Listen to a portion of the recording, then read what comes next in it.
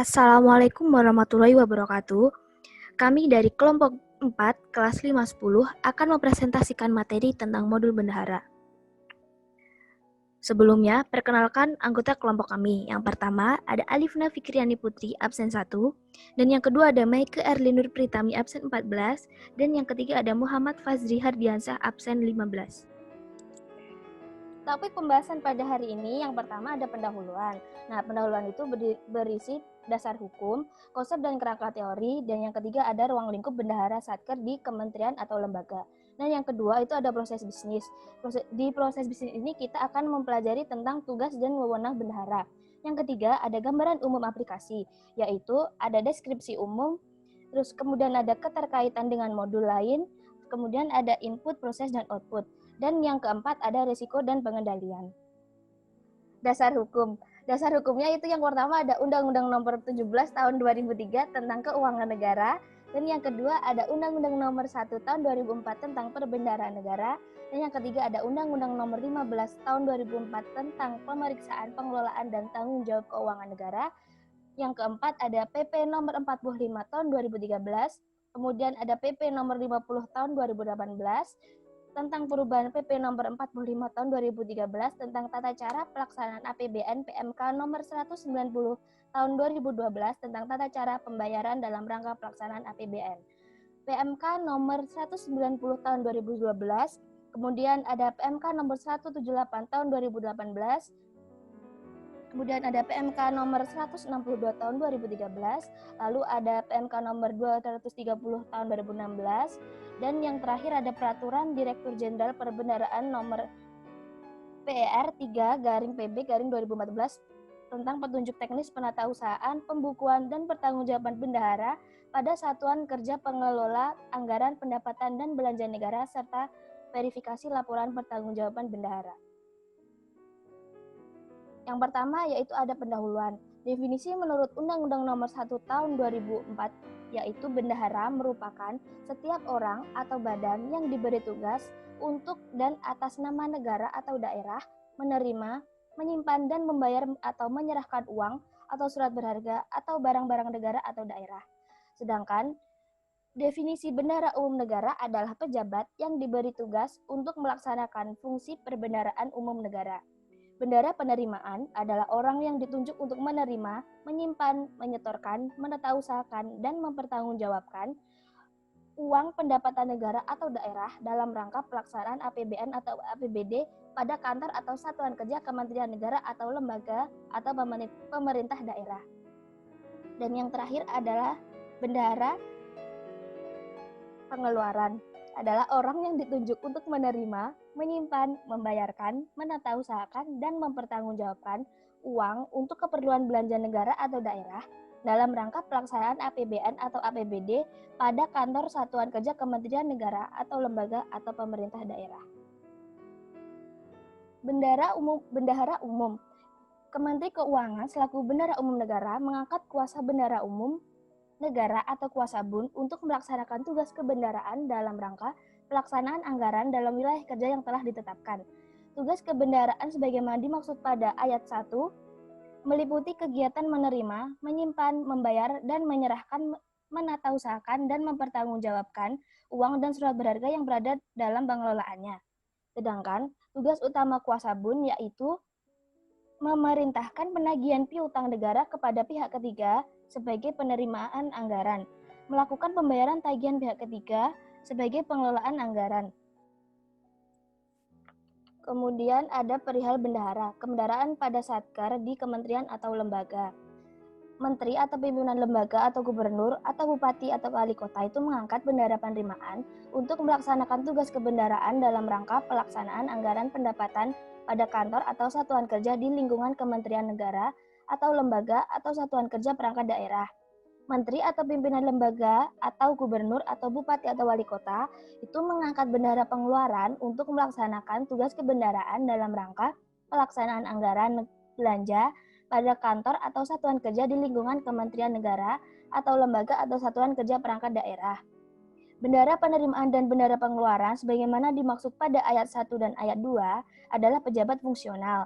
Jabatan bendahara penerimaan atau pengeluaran tidak boleh dirangkap oleh kuasa pengguna anggaran atau kuasa bendahara umum negara. Bendahara penerimaan atau pengeluaran itu dilarang melakukan baik secara langsung maupun tidak langsung kegiatan perdagangan, pekerjaan pemborongan dan penjualan jasa atau bertindak sebagai penjamin atas kegiatan atau pekerjaan atau penjualan tersebut. Selanjutnya, bendahara itu dibagi menjadi dua. Yang pertama ada bendahara penerimaan dan ada bendahara pengeluaran. Tugas dan wewenang bendahara. Yang pertama ada bun atau kuasa bun. Yang pertama itu melaksanakan penerimaan dan pengeluaran kas negara dalam rangka pengendalian pelaksanaan anggaran negara. Yang kedua, memerintahkan penagihan piutang negara kepada pihak ketiga sebagai penerimaan anggaran. Dan yang ketiga ada melakukan pembayaran tagihan pihak ketiga sebagai pengeluaran anggaran. Kemudian ada bendahara penerimaan. Itu yang diatur dalam PP nomor 45 tahun 2013 pasal 19 yaitu menerima dan menyimpan uang pendapatan negara. Yang kedua, menyetorkan uang pendapatan negara ke rekening kas negara secara periodik sesuai ketentuan peraturan perundang-undangan. Yang ketiga, menata usahakan transaksi uang pendapatan negara di lingkungan kementerian atau lembaga atau satuan kerja. Kemudian, menyelenggarakan pembukuan transaksi uang pendapatan negara, mengelola rekening tempat penyimpanan uang pendapatan negara, dan menyampaikan laporan pertanggungjawaban bendahara kepada Badan Pemeriksa Keuangan dan kuasa bun.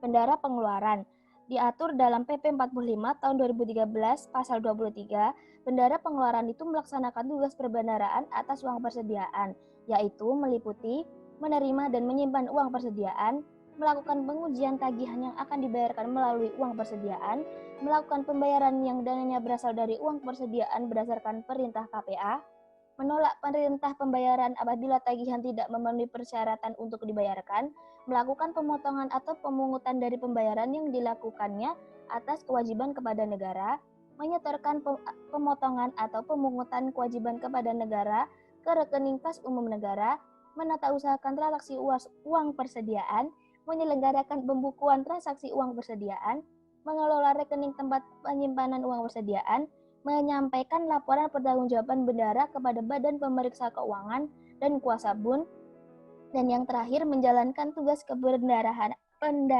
lainnya. Kemudian ada bendahara pengeluaran.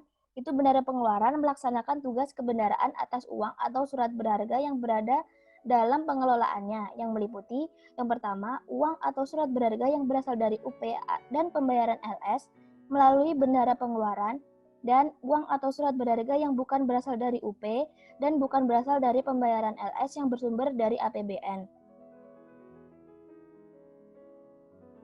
Gambaran umum aplikasi.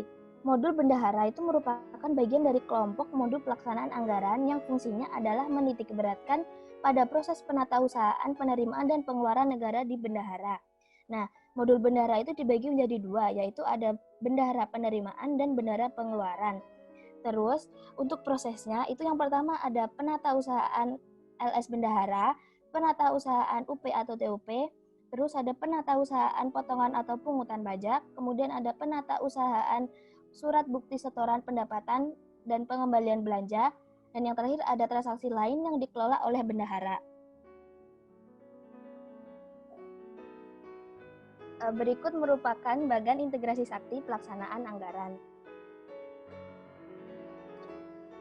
Modul bendahara penerimaan merupakan bagian dari kelompok modul bendahara yang fungsinya menitikberatkan pada proses penatausahaan penerimaan pada satker yang memiliki pendapatan khusus yang dikelola oleh bendahara penerimaan.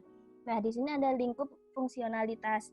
Yang pertama ada pengelolaan PNBP fungsional, kemudian ada pengelolaan perpajakan dana pihak ketiga atau dana titipan, ada pengelolaan kas lainnya, penyusunan LPJ bendahara penerimaan, dan ada pengelolaan dana pihak ketiga atau dana titipan.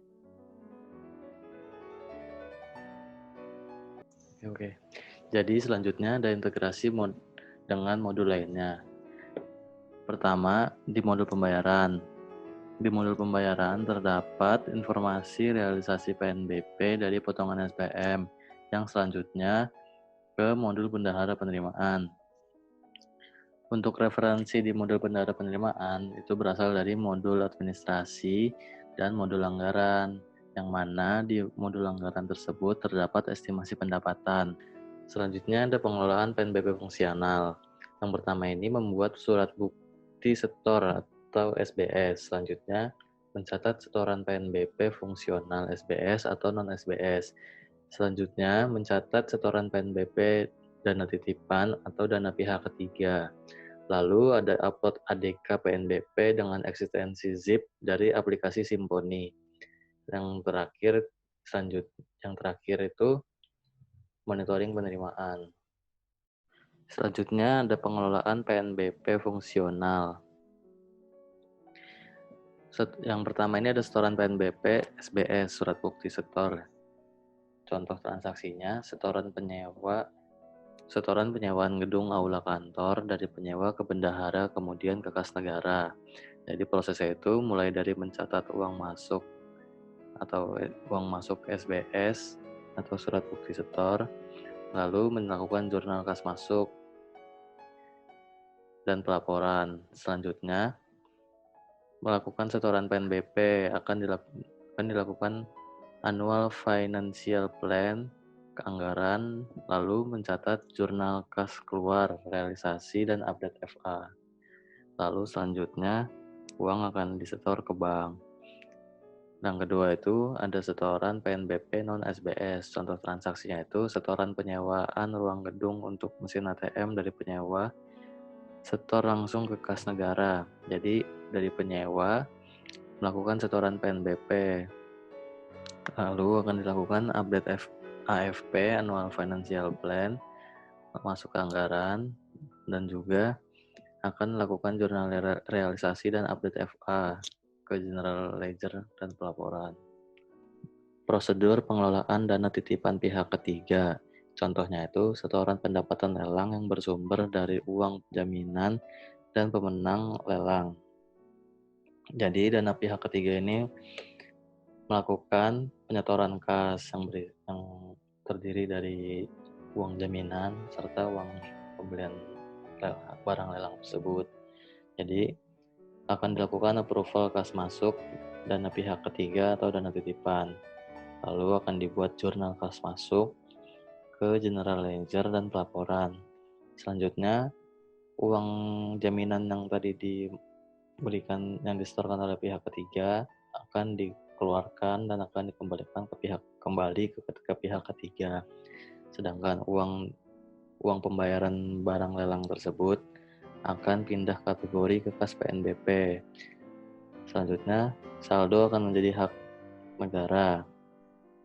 Setoran PNBP, dana titipan atau DPK, dan akan dilakukan jurnal dan update FA di General Ledger dan pelaporan.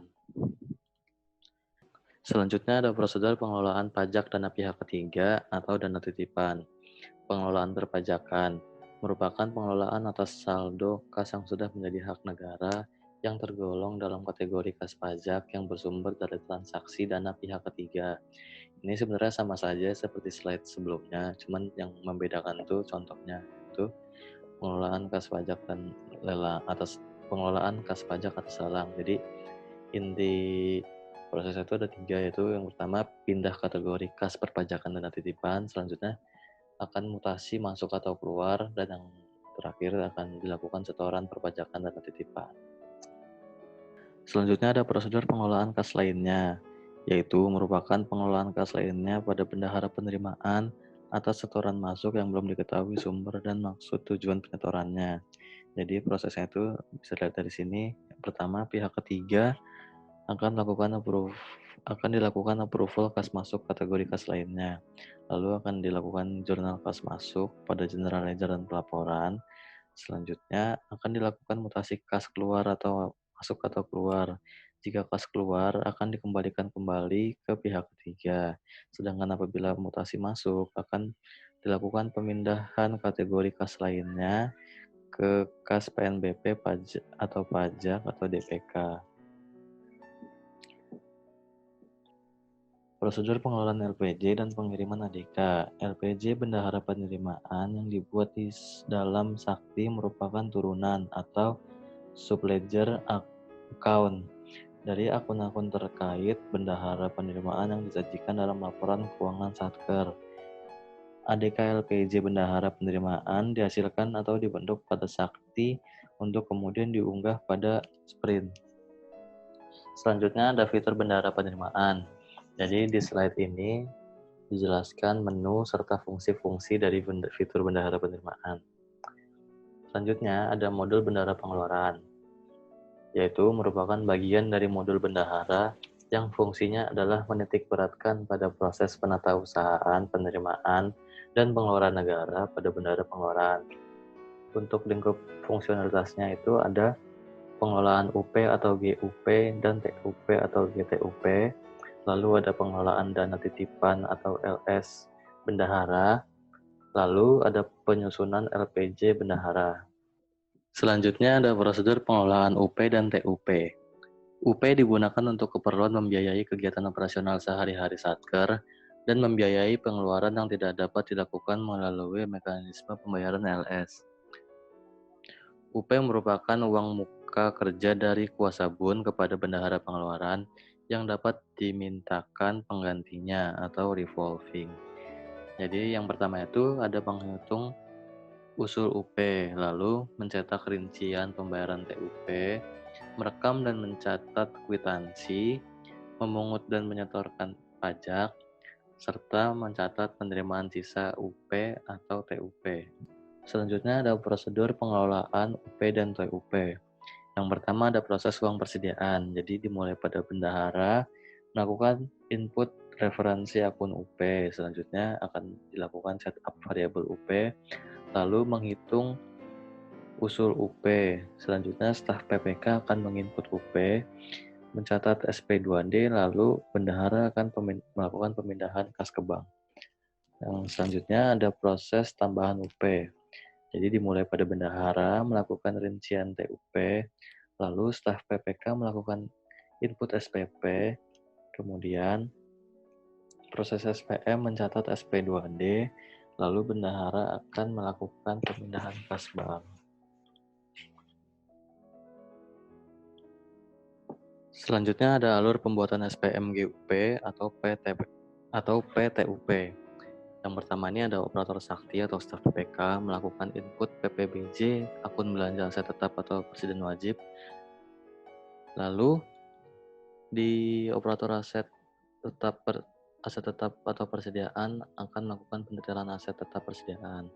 Kemudian operator sakti akan melakukan input SPBY non akun belanja aset tetap atau persediaan, lalu PPK akan menyetujui SPB tersebut.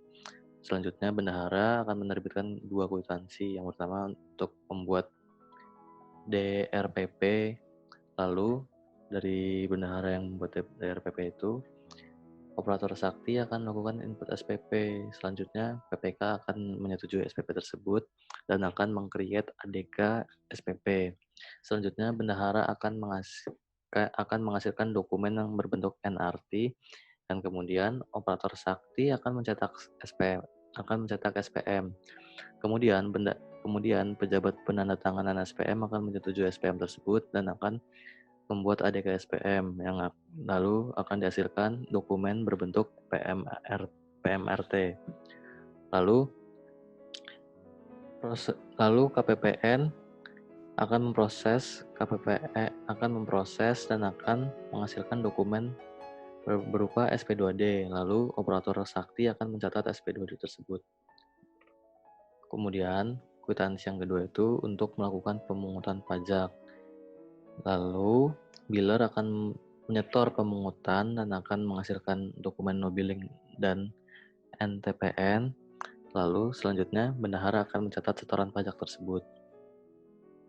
Alur proses kartu kredit pemerintah. Yang pertama ini operator sakti akan melakukan penerimaan barang atau jasa. Kemudian operator aset akan melakukan pendetailan aset tetap atau persediaan tersebut. Selanjutnya operator sakti akan menginput SPP.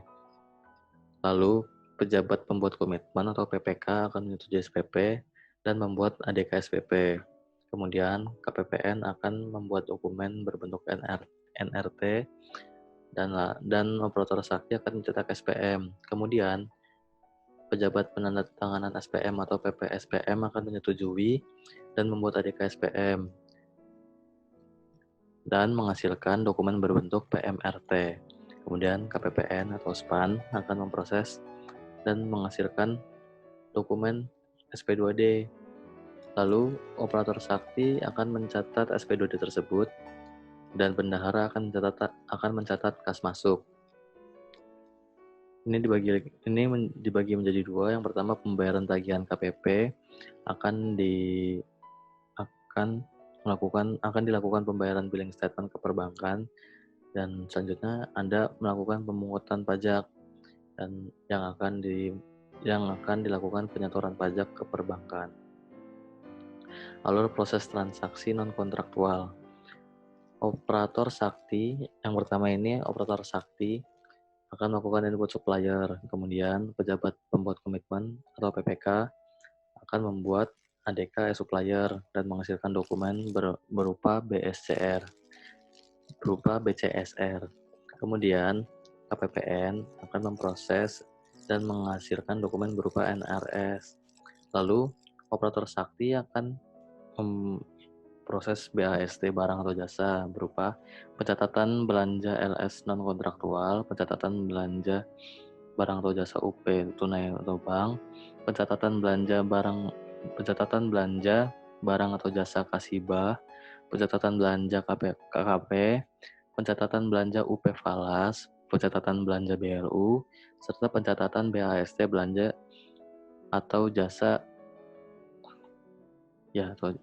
serta pencatatan BAST hibah belanja atau jasa.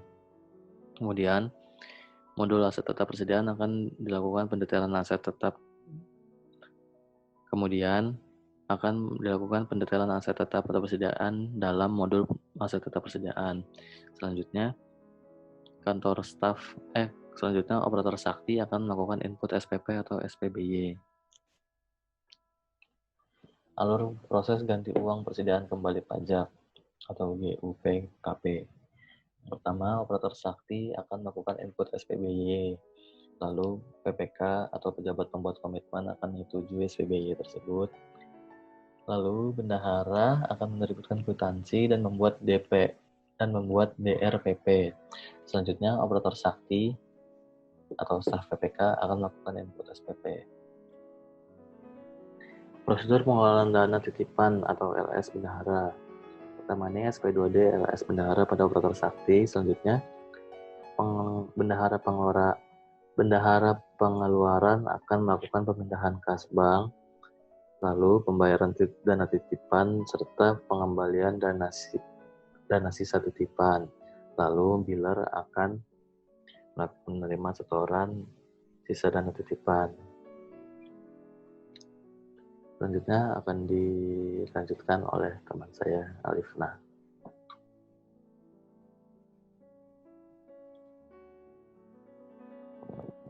Baik, selanjutnya saya akan menjelaskan mengenai prosedur penyusunan LPJ bendahara. LPJ bendahara yang dibuat dalam sakti merupakan turunan dari akun-akun terkait bendahara yang disajikan dalam laporan keuangan Satker. Tidak diperlukan lagi rekonsiliasi internal antara SAI dengan LPJ, mengingat keduanya disusun dalam sistem yang sama. Dokumen-dokumennya yaitu buku kas umum, buku pembantu, LPJ bendahara, pemeriksaan kas, monitoring UP, dan monitoring uang muka. Next. Gambar tersebut menjelaskan mengenai fitur bendahara pengeluaran. Next. Berikutnya ada submodul bendahara pengeluaran pembantu. Merupakan bagian dari kelompok modul bendahara yang fungsinya adalah menitikberatkan pada proses penatausahaan penerimaan dan pengeluaran negara pada bendahara pengeluaran pembantu. Lingkup fungsionalitasnya yang pertama pembayaran uang persediaan, pembayaran atas SPMLS bendahara, penerimaan dan penyetoran dana dari bendahara pengeluaran, yang terakhir pembayaran aktivitas kas lainnya. Next. Prosedur penerimaan dan penyetoran dana dari bendahara pengeluaran. Yang pertama, merekam uang muka BPP atau bendahara pengeluaran pembantu. Yang kedua, approval transaksi kas. Yang ketiga, merekam pengembalian uang muka BPP ke bendahara pengeluaran. Next. Prosedur pengelolaan UP dan TUP. Yang pertama, merekam uang muka BPP, merekam dan mencatat kwitansi, memungut dan menyetorkan pajak. Yang terakhir, merekam pengembalian sisa UP pada TUP.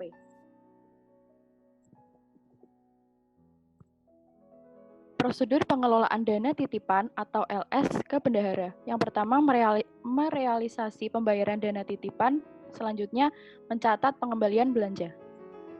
Next. Prosedur pengelolaan PNBP umum. Yang pertama, membuat surat bukti setor, mencatat setoran PNBP umum, dan monitoring penerimaan. Next.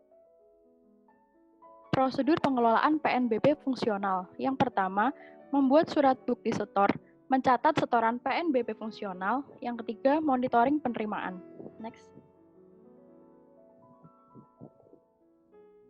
Prosedur pengelolaan LPJ. LPJ bendahara pengeluaran pembantu yang dibuat di dalam Sakti merupakan turunan dari akun-akun terkait bendahara yang disajikan dalam laporan keuangan Satker. Tidak diperlukan lagi rekonsiliasi internal antara SAI dengan LPJ mengingat keduanya disusun dalam sistem yang sama. LPJ yang pertama itu ada buku kas umum, buku kas pembantu, LPJ BPP, pemeriksaan kas, monitoring UP, dan monitoring uang muka. Next. Transaksi UP, TUP, BPP. Yang pertama, bendahara merekam uang muka ke BPP. Selanjutnya, BPP melakukan approval transaksi kas UM dari BPP. Membuat perintah bayar atau kwitansi, lalu pembayaran, lalu muncul SP2 di UP. Selanjutnya, membuat LPJ BPP dan verifikasi LPJ BPP oleh BP. Apabila tidak disetujui, maka pengembalian UM ke bendahara. Next. Pembayaran LS bendahara oleh BPP. Yang pertama, pembukuan SP2D ke kas BP, approval transaksi kas BP UM ke BPP, pembayaran dana titipan, selanjutnya monitoring dana titipan. Di sini dicatat jurnal pengembalian sisa dana titipan, jurnal lalu disetorkan ke bank dan dibuat jurnal. Selanjutnya pengembalian belanja. Pengembalian belanja akan dibuat jurnal, GL, dan pelaporan, dan dilakukan pembayaran. Next. Risiko dan pengendalian. Risikonya yang pertama ada data induk yang tidak akurat dan tidak valid, yaitu pada modul bendahara, kemungkinan data induk terkait bendahara tidak akurat dan tidak valid berpotensi terjadi. Ketidakakuratan pada data induk Dispan dan Sakti yang bisa berimplikasi pada kekeliruan pertanggungjawaban uang persediaan, LPJ, bendahara, dan lain-lain.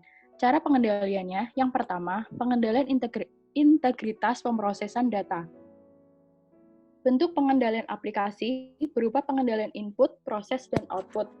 Dapat digunakan untuk meminimalkan ketidakakuratan dan ketidakvalidan data induk. Yang kedua, pembatasan akses pada data induk. Pengendalian akses dapat dilakukan dalam rangka mencegah pegawai yang tidak mempunyai kewenangan melakukan perubahan data induk terkait bendahara.